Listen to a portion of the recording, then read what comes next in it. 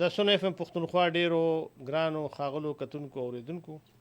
د پښتونخوا رنگونو سره زم ستاسو قربا روخان یوسف زی ګرانو کتونکو اوریدونکو نن د محرم چې کوم دانو هغه شپږم ورځ ده او دا سلو ورځې لکه د لس ورځې چې کوم د محرم دغه وینو هغه پاتې خو بهرحال میاشت چې کوم دیم دا چې څه ته موږ د اسانیانو میاشت وایو هغه شروع ده. الله دې زموږ په دې وطن کې زموږ په دې ملک کې امن راولي، خیر راولي. ګرانو کتونکو اوریدونکو نن زمونږ د پښتونخوا په رنګونو کې موضوع چې کومه ده هغه ده پښتو شاعرۍ کې د مرثي تاریخ روایت او په دې حوالې سره به موږ سره زمونږ چونکې هغوی په دې باندې ډېر کار کړی دی نو زمونږ ډېر ښه څېړنکار ادیب محقق ښاغلی ډاکټر نورالبصر صاحب چې کوم دی نو هغه موږ د ټلیفون په لیکه باندې اخلو. زه دې دوران کې تاسو اوریدونکو کتونکو ته دا هم یو بلنه در کوم خواست کوم چې تاسو کولی شئ چې زمونږ دغه تقریبا د پروګرام خو زمونږ تر شپږو بجو پورې وي خو د پنځه نیمو بجو نه وروستو پاو کم شپږ شل منټه کم شپږ دغه دوران کې تاسو چې کوم دی نو پاو کم شپږو بجو ټایم کې تاسو موږ ته کال کولی شئ د پروګرام حوالې سره د میلمه د خبرو یا داسې تاسو خپل څه نور تجویز وي چونکې دا خو یو ادبي یو قسم د کلتوري پروګرام دی نو زموږ د ټلیفون شمیره چې کومه ده نو دا تاسو مه هېروئ دا ځان سره نوټ کړئ 091 52 54 103 یعنې 091 5254 143. نو پکار دا دی چې ستاسو دغه ټلیفونونه ستاسو رابطې ستاسو تجویزونه ستاسو مشورې دا به موږ له نوې یو قسم له موږ له هم ډاډ راکوي زموږ چې کوم میلمه وي نو هغه ته هم چې کوم دی نو یو په دې باندې د هغه هم درناوی کېږي حوصله کېږي نو دغه زموږ د ټلیفون شمېره ده تاسو کولی شئ چې زموږ د میلمه د خبرو نه پس مطلب دا تاسو موږ ته کال کولی شئ او موږ سره په دې پروګرام کې شریکېدی شئ. په مرثیه به خبرې کوو په مرثیه کله نه دغه شوه دا صنف د مرثي کم قسمونه دي د مرثي چې کوم دی نو کم تعریفونه دي یا په مرثیه او په نوخه کې څه فرق دی په نورو ژبو کې د مرثي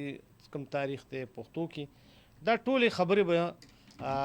انشاءالله موږ د ښاغلي ډاکټر نورالبصر صاحب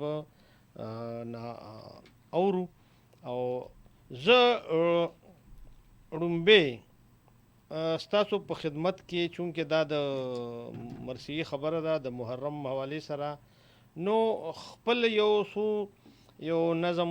دغه د امام حسین علیه السلام ته د عقیدت څپېرزونې دي د کربلا د واقعي حوالې سره نو هغه به تاسو سره زه شریک کړم چې فکر مې زخمی دی او احساس په وینو سور دی چې فکر مې زخمی دی او احساس په وینو سور دی کلم مې له دې غمه څه لیکلو نه مجبور دی لفظونه ساندې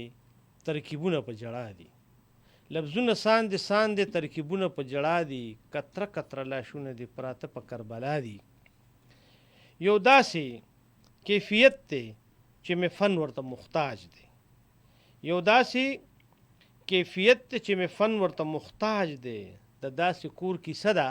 چې هر تن ورته محتاج دی مودې وشوې د دې پر هر دردونه ټکور نشول مودې وشوې د دې پر هر دردونه ټکور نشول بې کوره مودې وشوې د دې پر هر دردونه ټکور نشو بې کوره بې کلاره فریادونه په کور نشول خو بیا هم دا سبق د کربلا د واقعي دی د حق مثال د نور او د باطل مثال د شپې دی که غشي د یزید د ظلمتونو راوریږي خو وینه د حسین مزاحمت ته چې خوريږي حسین یو نظریه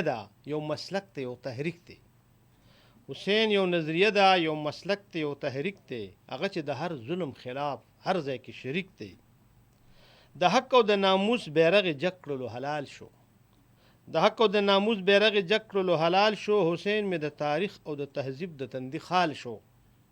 حسین د حق आवाज د رڼا نوم او صداقت شو یزید په هر جبه کې د ظلم علامت شو یزید د هر تاریخ د جبر باب شو بدنام شو یزید د هر تاریخ د جبر باب شولو بدنام شو، حسین د مظلومانو د لخر د سر امام شو. ګرانو کتونکو اوریدونکو، دا زما خپل څو شعرونه خپل د عقیدت هغه پرځونه وې د کربلا د شهیدانو سره. او څنګه چې ما ذکر وکړو چې موږ به نن په دې پروګرام کې د مرثیې په پښتو شاعرۍ کې د مرثیې په تاریخ باندې د دې په نور اړخونو باندې به موږ سره ډېر ښه ادیب او محقق چې هغوی په دې مرثیې په دې موضوع باندې بلا کار کړی دی، ډاکټر نور البصر صاحب به موږ اخلو. د هغوی نه به ډېر معلومات کوو، ځکه چې د مرثیې چې موږ ګورو نو ظاهره ده چې دا مرثیې تقریبا دوه قسمه غټ دوه قسمونه دي. یو دا ده چې یو خو کربلایي مرثیه چې د کربلا واقعه وشوه او په هغې باندې یو دغه ولیکل شول او هغې کې د هغه شهیدانو چې کوم دی نو د هغوی سره د غم یعنې د غم هغه اظهار وشو یا د همدردۍ اظهار وشو یا د هغوی هغه صفتونه پکې بیان شول. بل دا بل شخصي مرثیه هم وي، د شخصیت باره کې هم چې کوم دی نو مرثیه لیکل کېږي. دا هم د دې هم ډېر نمونې موجود دي د هغو اوصاف او د هغه دغه. او بله دا ده چې لکه بیا یو نوخن ده، نوخه چې کوم دی نو هغې کې هم دغه د درد او د غم اظهار وي د چا باره کې، او جړه انګولا لږ هغه ماتم. خو دومره ده چې نوخه یوازې په یو سړي باندې نشي لیکلی کېدی، هغه بعضې وخت خلکو زموږ په دې شاعرانو کې ډېر چې کوم دی نو هغه په ښارونو باندې لیکلي، یو د یو ښار نوخه د یو علاقې د یو واقعې داسې څه دغه وي. نو په دغه لغو نه بیا دغه فرق دی د دې چې خپل بیا کوم اجزا ترکیبي دي د مرثیې، هغه ځان ته چې کوم دی نو یو بېله موضوع ده. او یقینا چې مرثیه په اردو ادب کې چې کوم دی نو یو خپل تاریخ لري، دغه رنګ په فارسی کې، دغه رنګ په نورو ژبو کې، په عربی کې، او بیا په پښتو کې زموږ چې کوم دی نو هم د مرثیې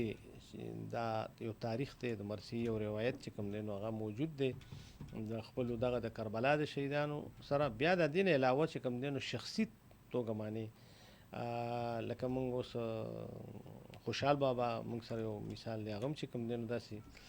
د شخصیاتو باره کې یا د زوی باره کې د نظام باره کې چې کوم دی نو چې کله هغه وفات شو په هغې باندې هغه یو د خپل غم او خفګان اظهار کړی دی. نو دا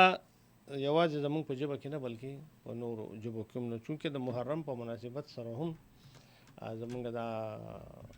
کوشش دی چې دغه د مرثیې په فن باندې یا د مرثیې په صنف باندې موږ تاسو سره دغه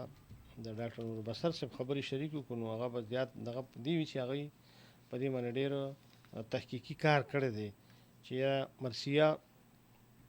په پښتو شاعرۍ کې د کله نه شروع شوې ده، او په اردو کې هم ډېر نومونه دي او په نورو ژبو کې هم. خو بهرحال موږ موضوع دغه ده. نو زه څنګه چې ما ذکر وکړو زموږ سره د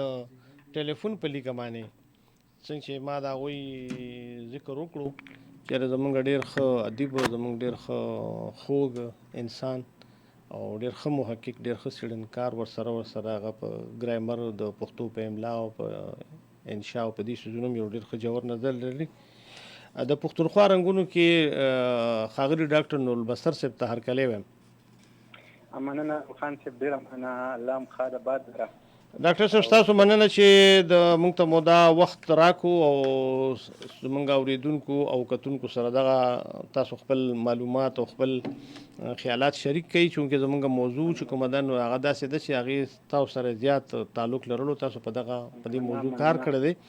نو زموږ موضوع هم دغه ده چې د زموږ خوښې چې بیا خبره کوو تقریبا هم تاسو خبره کولی شئ چې یاره مرثیه او ما لږ ډېر د هغې هغه تعارف یا تعریف لغونې وړاندې کو په خپلو خبرو کې. او بهرحال موږ چې خبره دې ته راولو چې یاره په د پښتو په شاعرۍ کې د مرثیې تاریخ یا روایت، نو دې حوالې سره به تاسو زموږ کتونکو اوریدونکو سره لږ دغه معلومات یا خپل تحقیق شریک کړئ چې دا یوازې مثال د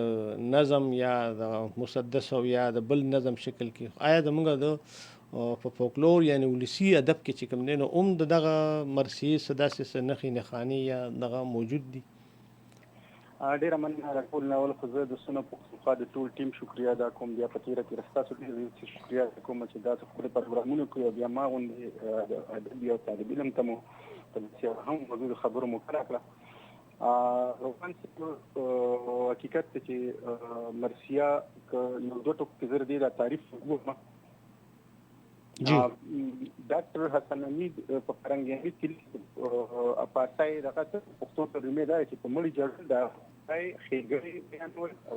ډاکټر صاحب ستاسو د اواز کې لغونه دغه د ګډوډ معمولی کیږي سره سنگنلو مسله خو نه ده. جی مې لوګ ډیر داسې یا وته د ځهلک بدل کینو. جی اوس سواد صحیح شو او صحیح دی. نو ډاکټر حسن حمید په فرنګ امید کې وایي چې په مړي د هغه خوبای خېګړې بیانول او د چا په مرګ د سوز نه ډک شعر ویل دغه د مرثیه وایي. صحیح. او بیا دا چې مرثیه موږ سره پښتو کې چې کوم دنو د کې ویرنه ورته ویلې شو ساند ورته ویلې شو ساند او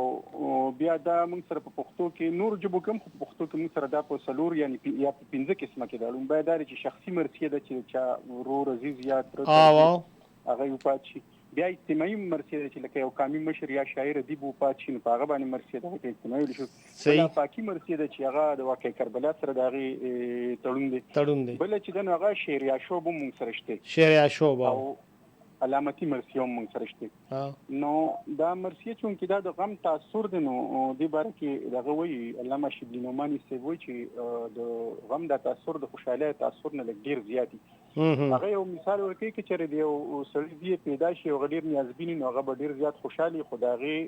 اظهار دومره په جوش کې نه شي کوی چې بهر وځي یا چغې چغاري وي خو که چېرې د هغه دغه ماشوم وفات شي خدا نه خسته نو بیا به هغه بالکل هغه شاعري نو د هغه په هغه شعر کې به څومره درد وي د هغه په آه او فریاد به څومره زړه راښکونکی مطلب چې هغې باندې به څومره اثر کوي په خلکو باندې. صحیح. دغه دی چې د غم د تاثر ډېر زیات دغه دی. په د دریو برخو کې که زه په نړیوال کچوم نو دا سره د جنوبي عراق د سومري تهذیب یو درې مرثي موږ سره په لاس راغلي دي. د هغې قدامت تقریبا 4000 کاله زوړ دی. صحیح. هغې کې یو د پلار په مرګ لیکلی شوی بل د ښځې په مرګ او بل د یو کاشف په مرګ باندې لیکلی شوی. یا دغه روایت عربای ته راغلی نو په عربای کې خو رام بابو سکسي نه لیکي چې د عربای د شاعرۍ ابتدا د مرثي نه شوې ده. کس بن سعید د خپل ورونو په مرګ لبید بن ربیعه او درید بن سمه او دغه روایت بیا چې کوم دنو فارسی ته راغلی نو فارسی کې ابو عبدالله جعفر بن رود کی تاسو به پیژنئ خو شاعر دی او خو مرثي نګاري کړې ده. ابو الحسن فرخي ابو الحسن فرخي سر دي چې یو دغه کوم ابو الحسن فرخي چې کوم دنو هغه لومبي شعر یا شوب لیکلې د غزنی ښار چې کله دغه شو تعالی شو او روان شو نو هغې باندې هغه یو دغه لیکلی شهر غزني همان است که من دیدم پاد د غزني ښار اوس هغه څه نه وی چې لکه مخکې به وګڼو. بالکل. دغسې بیا نورالدین عبدالرحمن جامي پورې راغلی ده. تاسو د پښتو خبرو کوم د پښتو کې بالکل په ولسي ادب کې موږ سره مرثیه شته او ډېره زیاته ده. او د هغې روایت کې چې موږ په ترتیب سره اول نه بدای چې جیم د ایډمنسټریټر د پښتونخوا شعر و بهار کې لیکي چې هغه پکې هغه صوتونه لیکلي دي چې نو دغه زمونږ په کورونو کې د زنانو به دغه صوتونه وي او خو هغه چې یو آهنګ دی پکې او یو سکل دی پکې نو دغه د پښتو د ولسي ادب چې کوم دی دا د هغې یو قسم له مثال لکه دا وایي چې ارمان د زما پلاره بیا به دې ونوینم پلاره دا دنیا د باندې روانه شه د واره یا دغسې وایي چې ای زما وروره دا زمانه ته زمونږ شولې روانه په طرف د ګورستانه های افسوس ارمان نو دا صوتونه به په دې کورونو کې د مړو ته بالکل. بیا مونږ سره په ټپه کې ډېره زیاته مرثیه ده. ټپه کې خو دا دی چې لکه او ټپه کې هم ډېر ذکر د شخصیاتو یا دغه بالکل. جی بالکل. نو ټپه کې مونږ سره شته. بیا موږ سره په ټپه کې بیا داسې وګورئ چې کوم موږ سره روماني داستانونه د هغې باقاعده خپلې ټپې دي او د هغې هم موږ سره مرثیې دي که نه چې لکه د شیر عالم میمونه ده بالکل یا د صوبت خان غني د رامداد خان یا شیر عالم طرز پرې وکړه مامونه نوې ځواني خاورې بشینه او حلالولې د بیا یې د ګل په شان مامونه وروره قدمونه نو دا هم ټپه کې دي خو د هغه د ولسي داستانونو هغه مرثیې دي. صحیح. یا په لوبه یا سندره کې هم شته موږ سره لکه نن بیا هغه ماښام دی د بخت منیر د جرمنۍ ټکار راځي نو بیا موږ سره په بدل کې هم شته د همدغه د داستان یو ټوکلا غیر اغستې ده بدل کې لکه خلکواري د رغم نه ډک داستان دی ممنوع حلالوي نه سوران دی انو دغه په بدل کې مشته چاربیته کې یو بلا مرسي دی لکه مویزي نوم یو شاعر دی هغه د کله چې په نوخار کې د سکانو د یوسف زو ترمنځ د روشن هغه یو مرسي لیکلی دی صحیح بیا زمونږ عبدالواحد ټیکدار بابا لیکلي دي بلا بلکې په دې جن ټرانسلیټر په کتاب کې بلا داسې مرسي دي چې هغه په چاربیته کې لیکلی شوي صحیح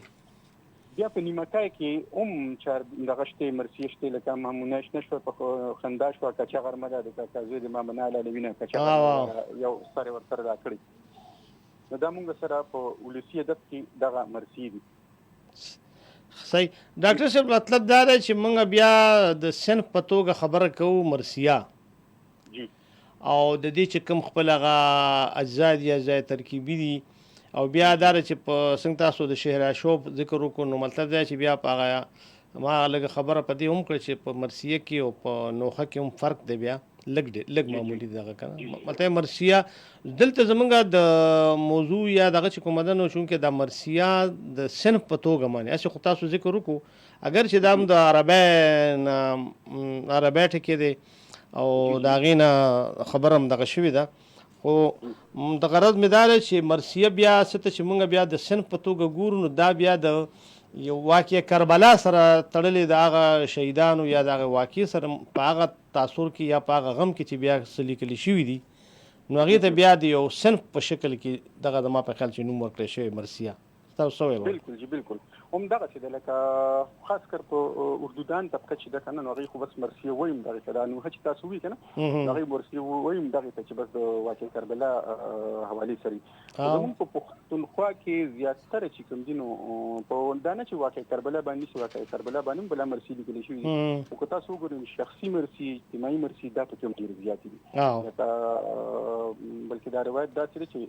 دا شهر اشوب چې کوم دی کنه لکه 2000 سیلاب راغنو هغه زبر چې کوم مرسي لیکل دی چې د هر سات کې په خپل کې د غم بالکل دا چې په ولاړ و چې رالم کنه نو دا مطلب دا چې دلته کې دا روایت صرف واقع کربلا سره نه دی بلکې دلته کې پښتونخوا کې دا روایت دغه پنځو واړو دغه کې پکې شته په شخصي او اجتماعي مرسي په کوم دی او باقي په واقع کربلا باندې په افغانستان کې موږ په جنوبي پښتونخوا کې ډیر زیات کار شوی ها جی مطلب دا چې ما دغه خبره کوله چې په بیا موږ چې په پښتو کې خبره کوو نو یقینا چې څنګه تاسو ذکر وکړو پکې منګه چې څنګه پښتو کې وایو لکه هغه ساندې یا صوتونه د دې موږ سره روایت چې کوم دی نو هغه ډیر زوړ دی ډیر پخوانه دی یا تاسو دغه د سومیری دغه خبرو کا دا خو ظاهره ده چې انسانان یو انسان خپل چې په دغه کې دغه څوک مشر دغه نیازبین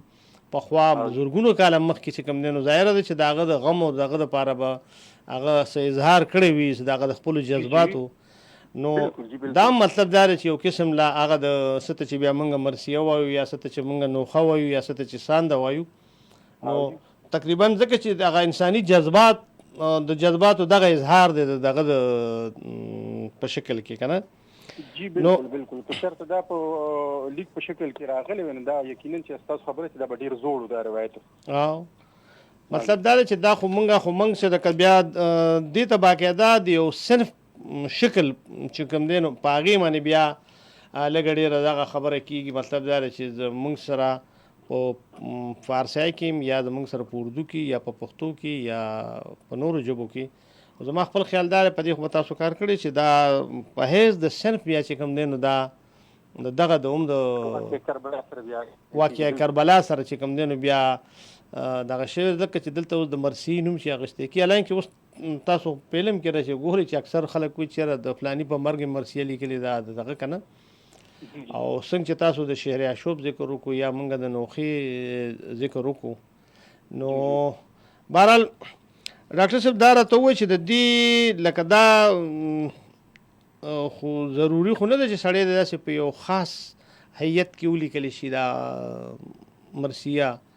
په نورو هیئتونو کې یعنی شکلونو کې هم په خوا خدا دغه چې د سم مسدس شکل کې شي یا مخمس شکل وي دغه کنه بالکل جی بالکل نو تاسو د اردو پیټرن ثانیه هیئت غي مسدس دې لپاره کله ها او سره د یو رایټي تاسو دا ځای یو ځله ونی بیا بدل کړئ جی ها نو موږ سره جی د ولسی اسناف کوم ټول کې شته او په تحریری چې کوم دی په هغه کې رباعي د غزل ک نظم دی ک چار مطلب د جوړ هغه هي مصنوي ده هغه ټول کې موږ سره مرسي شته ها تقریبا ټول اسناف چې کوم موږ سرویس سیوا د هایکون چې هغه ما نه دغه کړی نور ټول اسناف کې موږ سره مرسي شته نو په ولسی اسناف کوم شته او په دغه کوم تحریری اسناف کې موږ سره شته ها او اردودان طبقه چې د ماستاسوي چې هغه چې د مرسي ذکر کین هغه بس دغه واقع کربلا اگر چې بل کوم په شخصي مرسي شته اجتماعي مرسي شته خو زیاتره تاسو کوم چې د مرسي ذکر راځي نو بس دغه د واقع کربلا حواله سره موږ تړلې شي. ډاکټر صاحب دا تاسو راته ویل شي چې دا تاسو د نظر هغه راغلي چې د موږ د پښتو په یا په کلاسیک دغه کې یا په دې رستو جدید دور کې داسې د پښتو زموږ د پښتنو د شاعرانو زه د کربلا خبره کوم چې د کربلا په واقعه باندې داسې نمونه تاسو اغشتې شي چې راغوي په دې باندې سمرسي لیکلي دي او هغه زموږ بالکل په د ټول نړومبه شعر چې کندن او د عبدالرحمن بابا ویل د جمال خان دی په راکې واو نظم چې کوم لیکلي هغه کې ویل چې د حسن حسین غزالی سو فضلک او چې امول په تیښ شو شهیدان دا څنګه ذکر شوی بیا کمبر علی خان یو شاعر د کلاسیک دور بالکل دی باندې واقع کربلا باندې بلا مرسي نگاری کړه ما خیال په کتاب د اشکی کمبر نه پاره کې هغه 39 مرسي لیکلي دي او دا روایت بیا راغلی نو بیا تاسو ګوري نو موږ سره دا بیا تر دغه پور راغلی د تر کمبر علی خان نه پس سید انور شاه مولا نعمت الله او سید ابو علی شاه هغه بیا په دې کې جنگنامې لیکلي دي لوی لکه څنګه چې اتش ګورانی صاحب چې دی هغه خپل دغه لیکنه نه هیڅ دي احمد دی او رزم د پکې او سراپا د پکې بالکل جی هغه هم په اکا پیټرن کې بیا جنگنامې لیکلي دي موږ سره نو کلاسیکي دور کې خو دا کمبر خان نوالی او ابو الشا پوری دور کې چې کوم دنه دغه ځای کې په واقع کربلا باندې هغه لیکلي دي او بیا په جدید دور کې خو بلا مرسي ویل چې زمونږ د جدید دور خیل چې دی امیر حمزه خان شینواری صاحب شاه بالکل هغه په دې باندې کړی بلکې یو کتاب چاپ د زړه आवाज غالي واو د زړه आवाज هغه بلا مرسي هغه کله نه مرسي دی ډاکټر صاحب دا مونږ ویل شو تاسو څه نظر لري چې مونږ د اردو او د پښتو د دواړو ژبو د مرسیو د مقدار حواله سره هم او د معیار حواله سره هم زما په خیال مقدار نو دا تاسو څه غړي چې کینیره زما په فکر باندې دا د پښتو په نسبت باندې په اردو کې د مرسی بیا مقدار روایت چې کوم دی نو زیات نه محسوسيږي بالکل جی شته اردو ته هغه کې خدای دی اردو ادب کې خو لکه څنګه ما تاسو نو خو لازمي خبره ده یو داسې هغه سره تعلق ساتي ریجن سره تعلق ساتي چې هغه ته کې د ادب او تیزه سره کې مونږ ته دلته کې ستونزې ډېرې زیاتې خو بهر حال مونږ سره مرسیه والي سره مونږ سره هم د لمسله دانش ویل چې راګنې کم دي بلا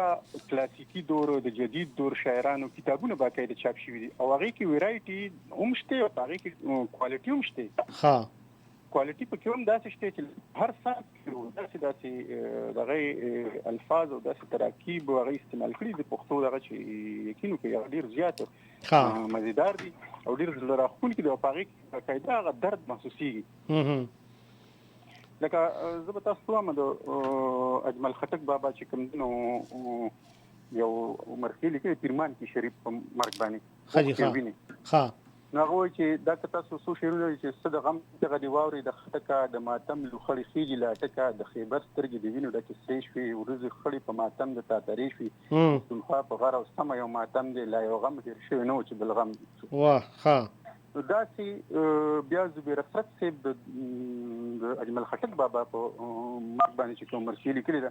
نو هم په دغه تضمین کړی دی چې ګیله د ستمګر شنه په لکه چې ملک لمه بیتوري بیټو پکا چې په غم باندې دی وجړه چې د ځمکه استا د غم چې غمي واوري د خټکا د ماتم لو خړې خيږي لا ټکا واه موږ سره روحان صاحب حقیقت تاري چې موږ سره په نورو اصنافونو علاوه په مرسیه کې ویرایټي هم شته بلا د مقدار او د معیار حواله سره بلا په موږ سره د غشته د نشویل چې ارګن زمونږ مرسي نګاری د نور جب تمه مطلب چې کوالټي کې نشته د کې ډاکټر صاحب د سره بس اخیری یو خبره تاسو سره د کومه بیا زمونږ سو کالر چې کوم دی نو ټلیفون هغه هم کوي خو خبره دار چې لکه ما د اردو او د پښتو د موازنې خبره وکړه نو د یو وجدان ده چې التا د متحده هندوستان چې کله نو هغه د ورکم او د مسلک خبره بیا هم ده او د سلطنت یا حکومتي ستمانه سرکاري ستمانه چې کوم دی سرپرسته خبره هم ده نو چونکه د کتب شاهي یا دغه دور چې کومونو هغه په خپل لغونه هغه حکمرانان چې کومونو هغه له دا چې وګڼو چې هغه د شیا دغه مسلک طرف ته دا بالکل جی نو هغه د دې بیا ډیره زیات هغه روزنه او ډاډګرنه کړې ده بنسبت د پښتو زمونږ دلته هغه چې کوم دی نو بیا داسې ډیر نه دی دغه شوی تاسو وایي نو موږ چې لکه جنوبي پښتونخوا وګورو نو الته کوم لکه پړچیار شو هغه علاقې شنو هغه ځای کې د پښتو مرسیه د واقع کربلا والی سره ډیر زیات لیکل شوی دا خو مطلب دا چې روزنه پالنه د اکثر شوی ده لکه دلته کې خو مطلب چې حمزه بابا وایي دا سنور غنی خان چې په امام حسین السلام کوم نظم لیکل دی کوم مرسیه نن پاغي باندې حنیف خلیل صاحب یو تاثرات لیکلو نو ډیر مزدار نو دا چې لکه دلته کوم شته بالکل په پښتونخوا بیا زمونږ د دې واقع کربلا والی سره ډیر زیات درخې در بل مرسي په لیکلي دی ډیر خو هغه کړی دی نو ډاکټر صاحب مخکې ما پرون په پروګرام کې دا خبره کړو که تاسو خیال نو د دې واقع کربلا یا د حسانیانو د میاش یا محرم سره زمونږ د خلکو چې کوم دینو یو ډیر زبردست هغه د عقیدت ځکه چې دا د زمونږ د خوږ نبی کریم صلی الله علیه وسلم د نوسی یا د اوی د بیا دغه د خپل ټبر او خپلوانو سره دغه زمونږ چې کوم دینو یو عقیدت او ډیر خدغه به کېدو د اسانیانو په میاش کې دا خلکو به قبرونو باندې وبا چولې یو زنانه او اسانیانو میاش په ورته وی کنه او د غم او د خفګان بالکل تر دې پورې چې د قربانای غوښه به د میاشتې لپاره ساتلې چې میاشتې به شروع شي چې بیا ریجی به ته کولې کې بیا د قربانای غوښه تر شو په شکل کې غیدا کوله کنه دومره به اهتمام کور دي بلکې زما د تاسو واقعا ما مرکه د خو به خیره ماته چیرې په دغه راتو کې موږ داسې چل کو چې د خټو نه به علي جوړ کړل واړه او بیا دغه د بولا کې او مقبره او دغه ځای کې دي شي نو تل موږ تلو هغه کالیبم بیا په هغه کې را بغول او داسې بالکل دا زمام یا چی جی یا حسنوي شیرالی حسنوي او داسې صوتونه او دغه به بالکل نو زما دغه شو چې دې کوم دغه اړتیا زیات دا شربت او غیر شربت کې بای ویرایټي لکه دا تر پای شربت مطلب دا چې د خوراکونو د اهتمام وکړو صحیح نو واقعي چې دلته کې یو دغه وو خو بهر حال په جنوبي پښتونخوا کې تر اوسه پورې دغه زیات دغه کیږي او غي مرسي نګاری ډیره په واقع کربلا او سره ډیره زیات مرسي نګاری کړی ډیره مننه ډاکټر نور البصر صاحب تاسو موږ له وخره کو موږ سره دومره معلومات زموږ اوریدونکو کتونکو سره شریک کړل الله مراد خاده باندره او الله مو فکرم نو کې دا نورم دغه پیدا کا او ان شاء الله داسې وخت په وخت به زحمت درکو موږ سره په پروګرام کې تاسو خپل دغه معلومات او خیال شه ډیره مننه خوشاله و آباد اوسئ جی السلام علیکم السلام علیکم اګرانو کتونکو اوریدونکو داو خاغله ډاکټر نور البصر چې تاسو واوریدو د مرسي په حق لمانه او ډیر تحقیقي او ډیر علمی خبرې وکړي تاریخي خبرې وکړي ما وختیم دا عرض کړو د بیا تاسو ته دا وایم چې زمونږ په پروګرام کې تاسو کولی شئ چې تاسو موږ سره د ټلیفون د خپل کال دغه په ذریعہ باندې د نننې موضوع د پروګرام چې کوم موضوع د پاغیر سره خپل مشوره خپل تجویز وړاندې کولی شئ تاسو د موږ د ملمه خبرې موردي نو زمونږ د ټلیفون شمیره ده 091525014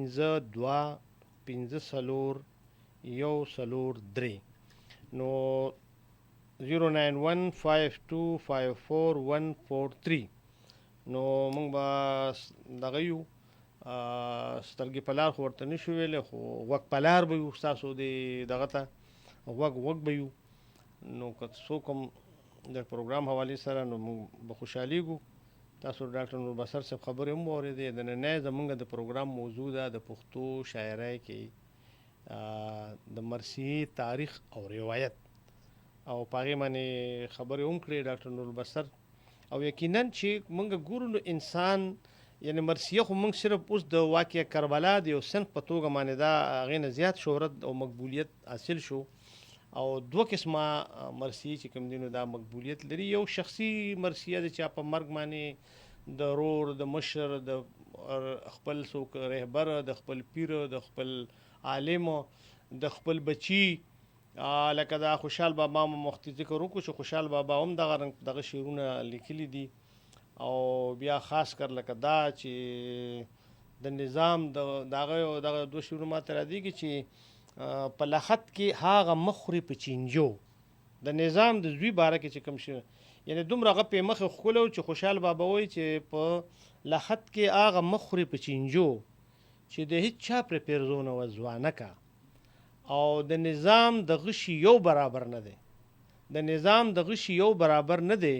که خوشحال په زړه خوړلي سونه وکا نو دینه اندازه لګي د خوشحال بابا دغه زوی سره دغه د زامن خو دغه بلا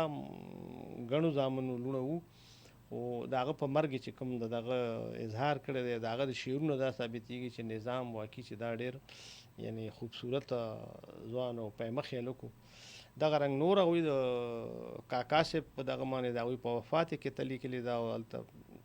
بهرحال مطلب مې د خبرې دا دی چې انسان ظاهره ده چې دی خو جذبات لري د خپل احساسات لري د باندې به داسې څه دغه راغلي وي چې د هغې په دغه کې به د داسې څوک داسې خپل مور پلار ښځه رور خور بچیان ایون تر دې پورې چې د سړي خپل یعنی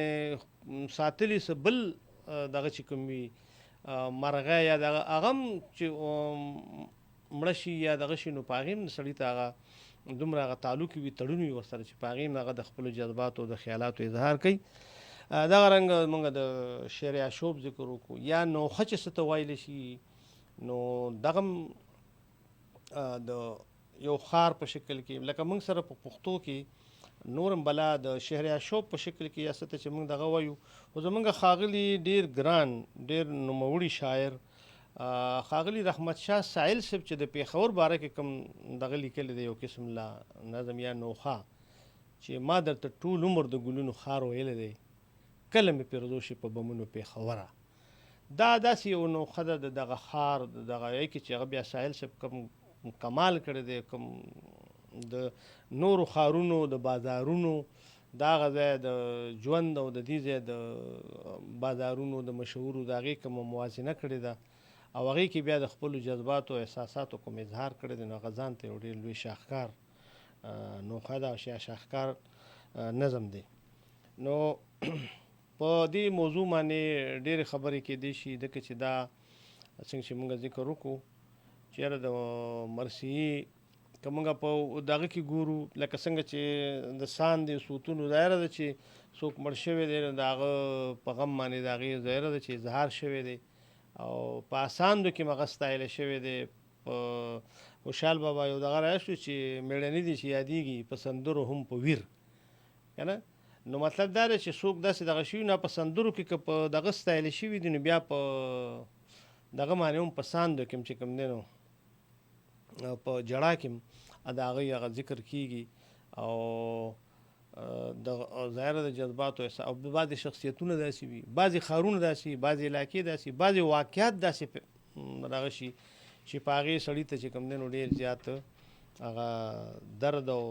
دغه وررسي. نو پښتو کې موږ که وګورو یا د نورو ژبو کې نو یقینا چې د بیا موږ سره فولکلور زموږ چې کوم دی ولسي ادب چې موږ څه ته وایو شفاهي ادب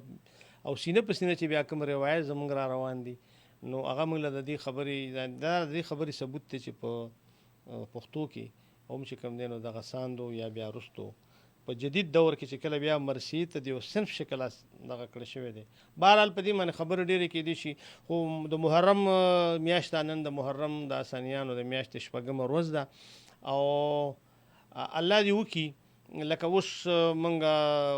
د پروګرام په دوران کې خبر شو چې په باجوړ کې په ناوګیا کې چې کوم دی نو یو ډېره دردونکې او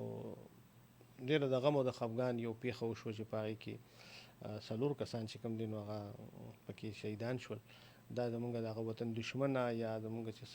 د ملک دشمنه، د امن د سلامتیا، زمونږ د ترقۍ د خوشحالۍ دشمنان، یعنی دا څومره د غم او د تکلیف او څومره دغه میاشت ورځې دي د محرم، او په دې کې چې کوم دی نو هلته پای کې ډېر داسې ښکلي ځوان تحصیلدار شو، پکې اسسټنټ کمیشنر ورسره نور. نو مطلب دا دی چې وی ګرم هغه دی چې چېرته اور بلیږي، دا خو د هغوی په هغه ټبر د هغوی په کورونو باندې دا تیریږي. نو دا زما په خیال چې دا دې ته به سړی کوم داسې دغه انسانان وي، مسلمانان به ووایي چې په داسې دغه کې ککړه دي. نو مطلب مې د خبرې داسې دی چې محرم موږ ته چې کوم دی نو دا ورځ یې د دې په مناسبت پکار دا دی چې موږ د دې د تقدس خیال وساتو، د دې د احترام خیال وساتو، او موږ د امن د سلامتیا دپاره چې کوم دی نو چمتو شو، او په هغه خلکو باندې هم نظر وساتو چې کوم زمونږ د دې د امن د ترقۍ دشمنان دي. نو او په داسې ورځو کې نو د محرم د ورځو د دې د احترام موږ کې پکار دی چې موږ ځان کې رواداري پیدا کړو، موږ ځان کې چې کوم صبر پیدا کړو، زغم پیدا کړو، برداشت پیدا کړو. نو دا هم ځکه چې د محرم د یا د واقع کربلا یو ډېر لوی سبق چې کوم دی نو هغه زغم هم دی، صبر هم دی، برداشت هم دی، چې تا باندې دا دومره تا سره دومره ظلم زیاتې کېږي، په تا باندې یعنې ستا په ماشومانو، په وړو وړو بچو باندې، په زنانو باندې اوبه قدرې چې کوم دی نو هغه هم بندېږي، او په هغه حالت کې چې کوم دی نو هغوی د صبر د استقامت هغه نمونې ثابتې شوي وي. نو ظاهره ده چې دغه یو سبق هم د کربلا دی، د کربلا د واقعې چې موږ له دام یو سبق دی، یو دام پیغام دی چې که ظلم جبر هر څومره اوږد شي، هر څومره زورور شي، خو اخر به هغه ماتې خوري، ځکه چې شپه که هر څومره درنه شي خو سحر بیا نور ته ټینګه نه وي. نو دا هم یو پیغام دی د ظلم خلاف، د جبر خلاف، د ناانصافۍ خلاف او د بربریت خلاف. نو د محرم په دې ورځو کې یا د دې خپل پروګرام په وساطت باندې هغه خلک چې هغه خامخا یعنی انسانانو ته، بېګناه انسانانو ته او دغه ته چې کوم دی تکلیف رسوي یا دا رنګه پیښې کېږي، نو زما په خیال چې دا چې موږ څومره د دې غندنه وکړو نو دا کمه ده. موږ له د ورورولۍ، د اتفاق، د یووالي چې کوم دی نو دا درس هم موږ له راکوي د دې د محرم دا ورځې. بهرحال په دغه موضوع باندې که موږ ډېرې خبرې وکړو نو خبرې وځي، او خبره خو بیا دا ده چې خبره په خبرو خلاصېږي، چونکې زموږ د پروګرام وخت هم چې کوم دی نو سر ته رسي. که ژوند او خیر نو د پښتونخوا په رنګونو کې به د یو بل نوي پروګرام سره تاسو ته مخامخ کېږو. تر هغې د نه اجازت غواړو. د لوی الله په امان ښاد، آباد او بریالي اوسئ.